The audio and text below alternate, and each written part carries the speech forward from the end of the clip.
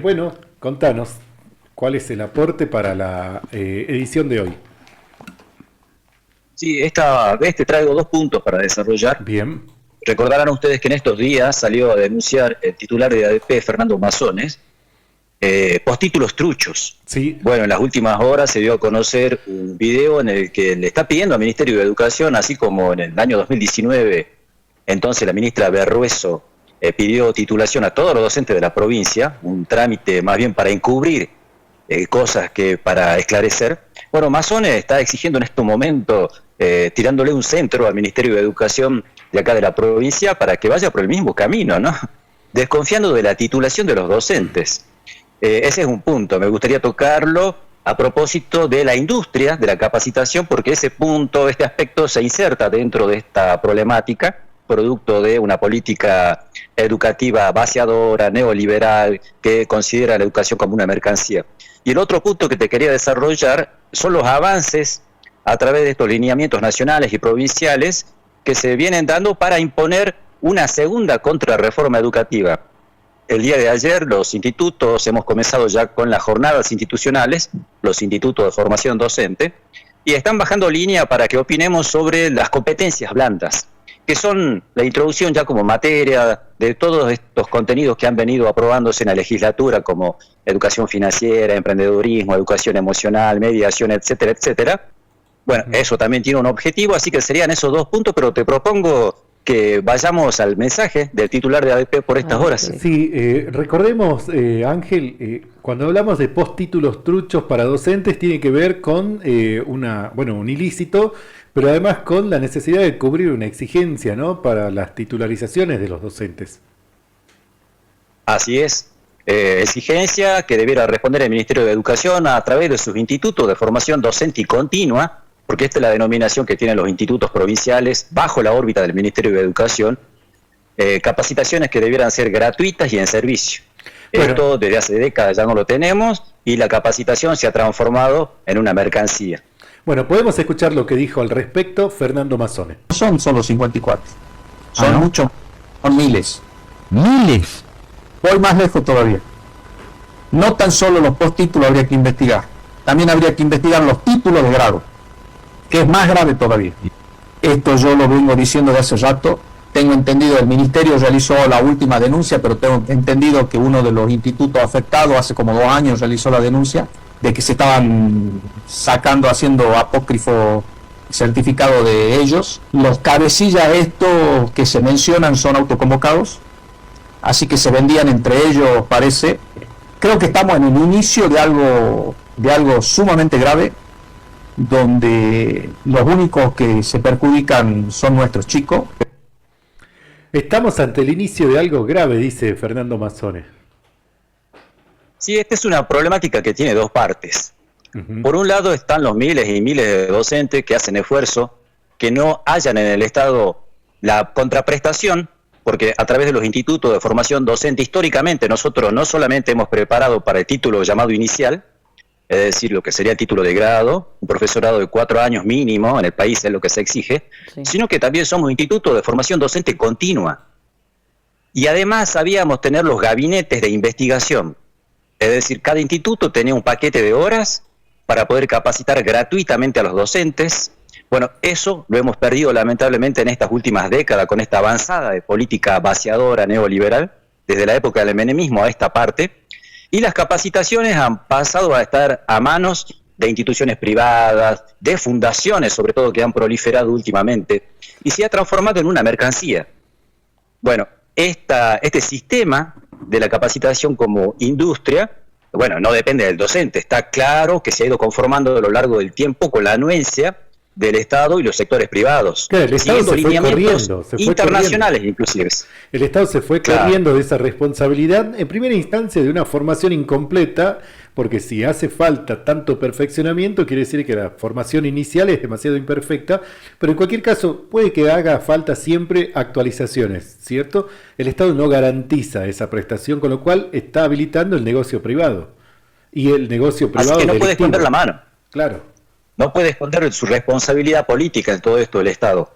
Y por otro lado está la doble vara, la hipocresía, porque yo te recordaba, ¿no? En el año 2019 a propósito de las denuncias que se hicieron contra la comisión directiva de ADP, en ese entonces encabezada por Patricia Argañarás, su secretaria, su tesorera, Marita Cerezo. En ese entonces Fernando Mazzone figuraba como asesor, no formaba parte de la comisión, pero era afiliado y estaba como asesor de esa comisión directiva.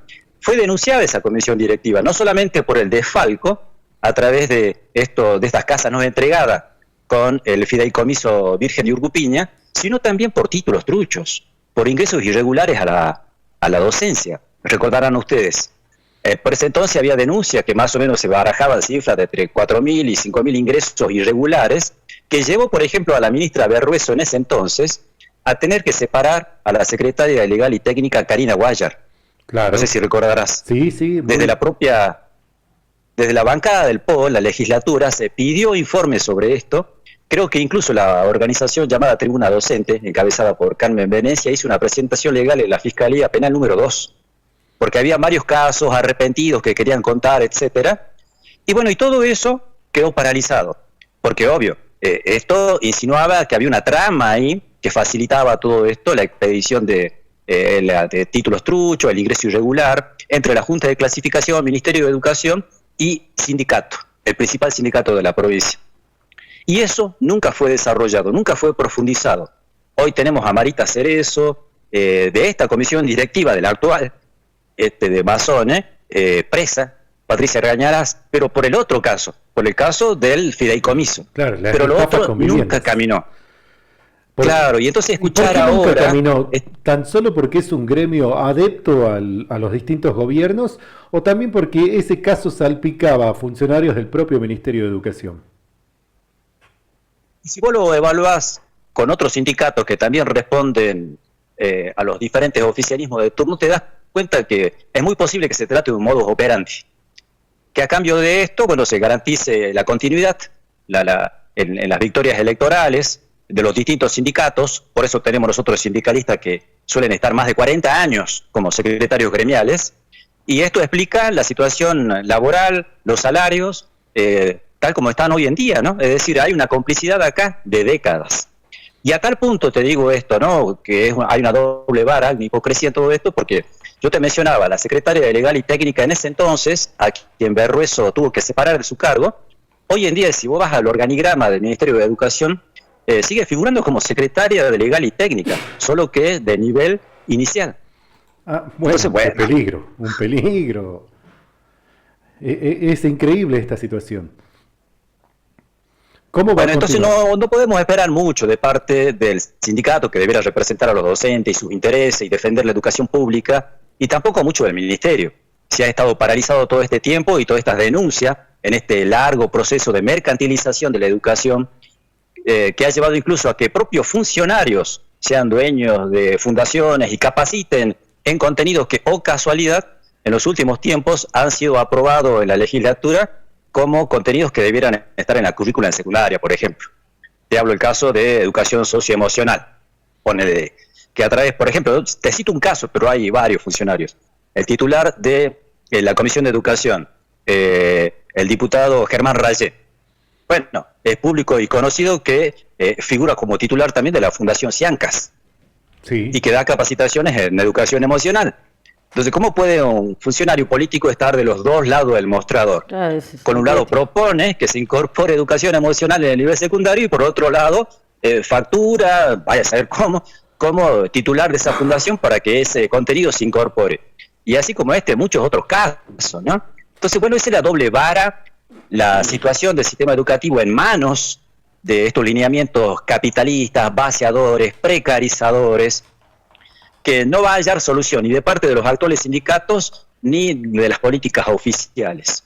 Y esto lo quiero enganchar con el otro punto, porque me parece importante y va en la misma línea, porque es un ataque sistémico al sistema educativo. El día de ayer te decía, ¿no? Hemos tenido en el profesorado de Salta, un histórico profesorado, una jornada institucional. Se está usando de globo de ensayo el profesorado de Salta porque es el que venía acogiendo las propuestas de modificaciones curriculares en los diferentes profesorados. Es el instituto que tiene más profesorados en la provincia. Y la bajada de línea es que los profesores ya empezaran a opinar sobre qué competencias debían incorporarse en la nueva currícula. Y con estos, que se aprobó, ¿no? Con estos contenidos de emprendedorismo, educación financiera, educación emocional, mediación, que viene a indicar que acá lo que se necesita son desarrollar las llamadas competencias blandas, porque esto va en desmedro de los contenidos, que ya con la Ley Federal de Educación lo hemos visto menguados. Los balances, por ejemplo, del fracaso de la Ley Federal de Educación en Salta, bueno, lo hemos tenido en una muestra. Recordarás vos que el profesor fallecido Córdoba, profesor de física, Sí. él solía contar que hacía los talleres de física los días sábados, y a ese taller asistían muchos estudiantes del polimodal, porque les planteaban, profe, usted sabe que no tenemos física, queremos saber qué es la física. Y claro, porque en el polimodal vos tenías ciencias naturales, no tenía las disciplinas, es decir, que los contenidos brillaban por su ausencia y por casualidad. En casos, elementos de física y química, ¿no? Conocimientos elementales, mínimos. Claro, entonces ya tenemos un balance totalmente negativo sobre eso, ya es un hecho probado, y en esta oportunidad, bueno, se agrava por la circunstancia de que Nación está preparando una reforma. El próximo 18 de marzo hay una reunión del Consejo Federal de Educación. Estuvieron en stand-by durante bastante tiempo porque están atacando otros frentes, están atacando reforma laboral, van por la reforma jubilatoria, recortes en las universidades, tienen otros frentes, pero ya van a venir a la carga contra el sistema educativo más detalladamente. Mientras las provincias, y sobre todo las provincias afines como Salta, van avanzando ya porque todas estas competencias blandas se han intensificado como propuesta durante la presidencia de Mauricio Macri. Entonces están tomando resoluciones del Consejo Federal de Educación de esos años, que le da letra, bueno, para incorporar todo esto y producir más vaciamiento, ¿no? En la práctica, ¿cómo va a repercutir este desfinanciamiento, este vaciamiento del sistema educativo? Ponele uno, vos sos profesor de ciencias políticas. Bien, querés dar el contenido, división de poderes. Resulta que vas a tu curso de secundario y tenés que, ahí, bueno, los alumnos se están durmiendo porque no desayunaron, no tienen la copa de leche. Que no sé, más en el fondo se están haciendo bullying, tienen problemas serios de violencia en la institución, en la casa, pero no tenés un gabinete interdisciplinario como manda la ley, con un psicólogo, con un asistente social, un psicopedagogo, fonoaudiólogo, bien pagos, formalmente designados, no precarizados y para que atiendan a miles, como pasa actualmente. Tampoco tenés por parte del Estado un docente integrador. Bueno, todo esto se lo ahorran. Porque si vos quisieras, vos fíjate, ¿no? Si quisieras vos dar tu contenido, pateas el tablero y decís, no, yo quiero que los chicos estén con las antenas paradas, que estén atentos, quiero que me solucionen los problemas que hay en el aula, quiero que intervenga el asistente social, quiero tener una docente integradora, que la responsabilidad civil no solo recaiga sobre el docente, porque ahora parece que esta mochila con estas habilidades blandas, porque te van a hacer responsable del clima emocional del aula, va a recaer todo sobre el docente. Y eso implica, obvio, restarle espacio, oportunidades para desarrollar los contenidos. Entonces, ahí vos tenés la muestra de cómo el Estado se retira. Ya el año pasado, perdón, ya fue una pérdida de tiempo total, más que nada, sobre todo en el desarrollo de contenidos. La campaña del dengue. Tuvieron que hacer cartilla, trabajo, exhibición, exposición, acto, coreografías para... O sea, me pareció tanto tiempo desperdiciado que después a los chicos, a fin de año los estaban saturando de tareas, de cosas que no llegaron a completar.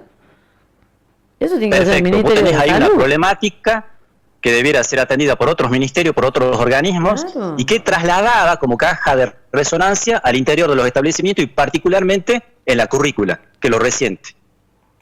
Bueno, entonces, acá el cuadro que tenemos para comunicarle a los papás, a los jóvenes, es que no vamos lamentablemente hacia un sistema educativo que necesitamos, con más financiamiento, con más personal designado formalmente, bien pago, con docentes que puedan desarrollar los contenidos, con estudiantes que puedan recuperar esa capacidad de atención y concentración, porque hoy está siendo blanco no solamente la niñez en el mundo, sino también nuestros jóvenes, porque al restarle esta oportunidad educativa de calidad, bueno, lo estamos proponiendo como carne de cañón, ¿no? a un mercado totalmente salvaje y en un contexto belicista que quién sabe a dónde nos lleve. Entonces la responsabilidad de los docentes de informarnos y de cuestionar estos tipos de reformas que quieren llevar adelante y denunciar las capacitaciones, cómo han hecho de ella una industria, que el Estado vuelva a hacerse responsable de esto y que sea el servicio, y en función de los temas que la comunidad educativa indique y no en función del mercado. Bueno, eso está en nuestras manos. Ayer hicimos algunos señalamientos al respecto en las reuniones que hemos tenido. El día de mañana y pasado siguen habiendo jornadas institucionales en los institutos. Bueno, y ese es el mensaje que le estamos llevando a los colegas. Gracias, Ángel. Muy interesante esto. Bueno, nos veremos la próxima oportunidad. Que esté muy bien, profe. Un gran Bye, bye. abrazo.